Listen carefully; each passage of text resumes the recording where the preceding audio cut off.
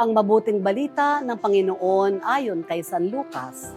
Umagang-umaga ng araw ng linggo, ang mga babae nagtungo sa libingan, dala ang mga pabangong inihanda nila.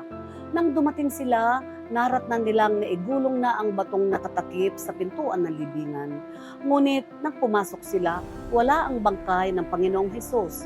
Samantalang nagugulo ang kanilang isip tungkol dito, nakita nila't sukat sa tabi nila ang dalawang lalaking nakakasilaw ang damit.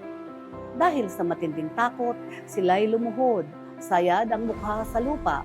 Tinanong sila ng mga lalaki, "Bakit ninyo hinahanap ang buhay sa gitna ng mga patay? Wala na siya rito, siya'y muling nabuhay. Alalahanin ninyo ang sinabi niya sa inyo noong nasa Galilea pa siya. Ang anak ng tao ay kailangang maipagkanulo sa mga makasalanan at maipako sa krus, at sa ikatlong araw ay muling mabuhay."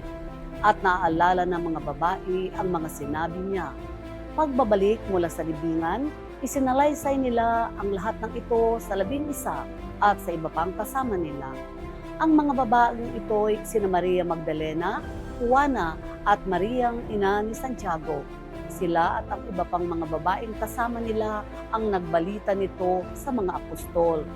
Ngunit inakala ng mga apostol na kahibangan lamang ang kanilang sinabi, kaya hindi nila pinaniwalaan ang mga babae.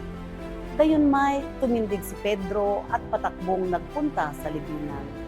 Yumukod siya at pagtingin sa loob, wala siyang nakita, kundi ang mga kayang lino. Kaya't umuwi siyang nagtataka sa nangyari. Ang mabuting balita ng Panginoon. Itinuturo ng Ebanghelyong ito na ang kamatayan ay walang kapangyarihan kay Kristo. Ang kanyang tagumpay ay paalala sa atin na gaano man kahirap ang ating pinagdaraanan, may bagong buhay at pag-asa sa Diyos.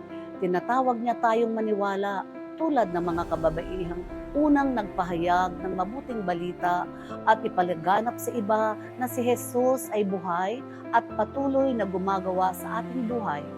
Naway mamuhay tayo bilang tunay na saksi ng kanyang muling pagkabuhay na may pananampalataya, pag-asa at pusong punong-puno ng kanyang pag-ibig. Manalangin tayo. Panginoong Jesus, salamat sa iyong muling pagkabuhay na nagbibigay sa amin ng pag-asa at bagong buhay.